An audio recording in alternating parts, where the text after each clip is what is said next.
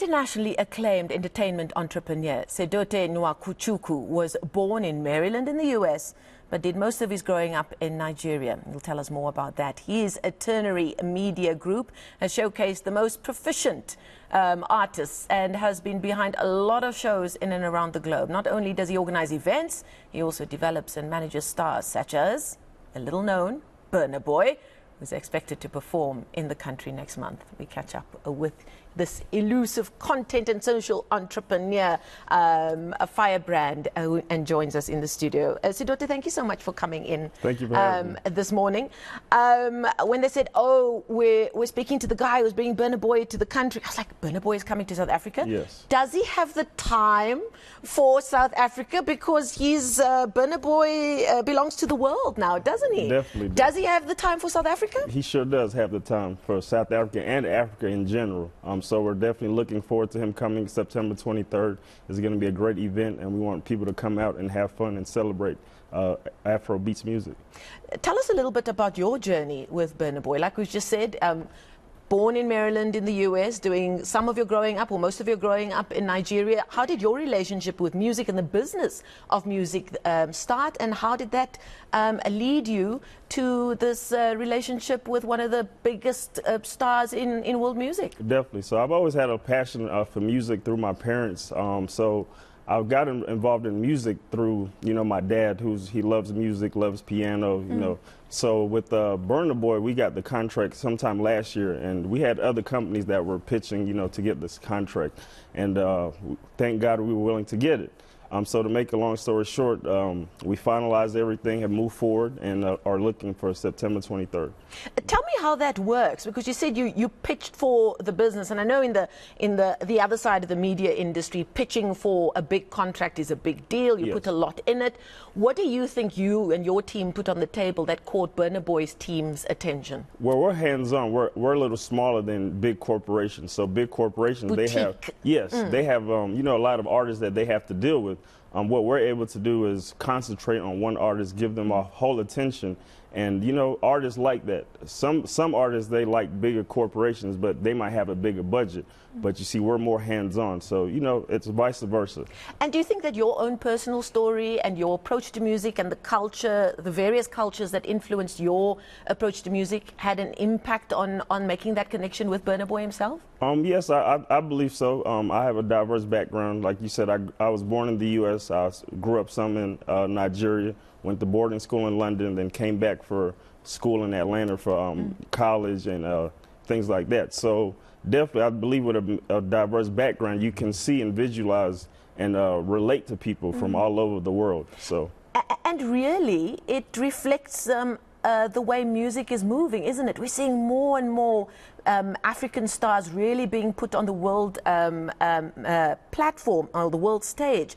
If not individual stars, but at least the sounds that are getting people moving in Africa is influencing international stars in your more Western markets. Oh, definitely. Where do you think music is going right now with the influence of African music? So right now, African music, of course, I believe is number one.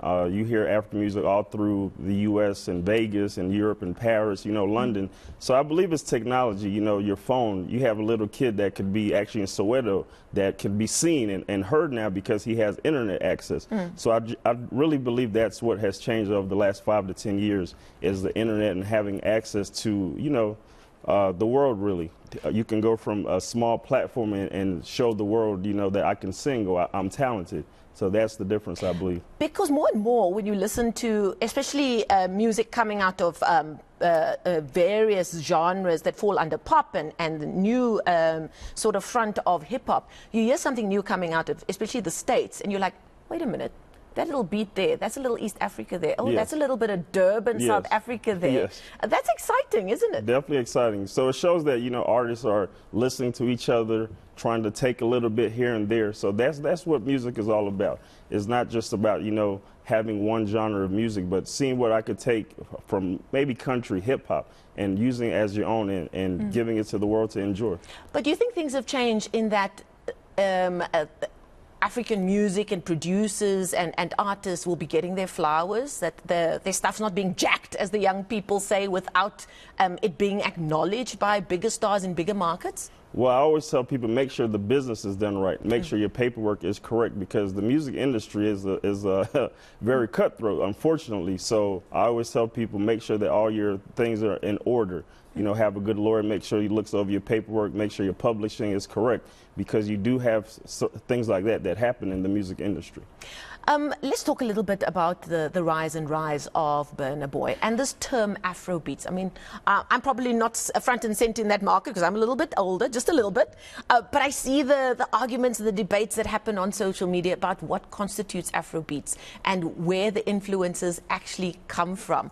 Do you think Afrobeats is getting its time in the spotlight, and that it's really respected for what it is, or it's kind of looked down upon as this, you know, this little bit of pop music that's coming out of various parts of Africa? I do believe it's a new sound, it's a new wave. So you have a lot of artists now that are trying to, you know, imitate that sound. So it's not even just Afrobeats. Even in South Africa, look at Amapiano and other countries. I believe it's just Africa as a whole that is our time to shine, really, and that the world and big corporations that might not have looked at Africa are now concentrating on Africa because they see it's so much talent in Africa. Before, they were looking at maybe just artists coming out of the U.S. or Europe. So now it's Africa's turn to shine, and I believe that if Africa comes together, it wouldn't just be Afrobeats. You would have just African unity, because that's all it's about. What do you think it is about Burna Boy that's really been that little bit of gold dust that has just seen him fly both from Africa and now to the world? I believe he's just talented, you know, hard work and talented. He's been grinding the last 10 years or so. So sometimes, you know, people just see the end product. They don't see the sacrifice that somebody has put into their craft. I mean, that's all it is. You have great soccer players, great rugby players, and you see that they all have the same story, that they've put hours into their craft. And that's what makes somebody great. It's not just Burna Boy. That same story, you can use that to lawyers, doctors. It's just, you know, your craft, basically, being excellent in it. And I've seen that time and time again. People, you know, posts on social media come out, and it seems that he just hits his marks every time, whether he's performing for a small audience, an intimate audience, a big stadium, or at a big award ceremony. He turns up and gives his best every time, and that really is a great thing that younger artists can learn from, isn't it? Definitely. Burna Boy, he has a live band, actually. That's the difference. So when you talk about live concerts, the experience is totally different. So that's something that is very different. You have, you know, 50 people behind him. It's the whole orchestra, really. So when you visualize that and you go to a concert, you know, you really experience something different than just going to a concert where it's just one person on stage. So again, I believe that's the difference between him and a lot of other artists. And is that what South African fans can look forward to next month? Definitely. That's what we're going to look forward to. September 23rd. It's a Burna Boy show. So, you know, when people talk about opening acts, you know, come and see who might be there. There seems to be a special relationship that he has with these South African fans. I mean, he was just here last year, and yes, people were willing to do all kinds of things to get their hands on tickets. Yes. What do you think it is? Well, I just believe they are fans of Burna Boy. You know, he's an international superstar. I don't even believe it's just South Africa. It's all through the world at this moment. I believe he's the biggest superstar at the moment. You know, you might have maybe Beyonce that's bigger, but I believe he's right there and is going to go down as the biggest African artist. I see that NPR, the public broadcaster in the U.S., has put Burna Boy's new album, I Told Them, at the top of their shortlist for best new albums out on the August 25th. Yes. I mean, he's hitting all the right notes, isn't he? What will people expect to hear at the concert? Is it new stuff, old stuff, or a mix? I believe it'll be a mix. I'm not privy to that information. We leave that to the artist and his team to let the fans enjoy. So definitely we're all going to experience it at the same time. What I do is just organize the event and make sure everything goes as planned. And what's next for Sedote? After Burna Boy, I'm sure he's just one of your many clients. What else can music lovers look forward to? We're looking to work with Burna Boy, hopefully going into 2024 and going, you know, all through 2024,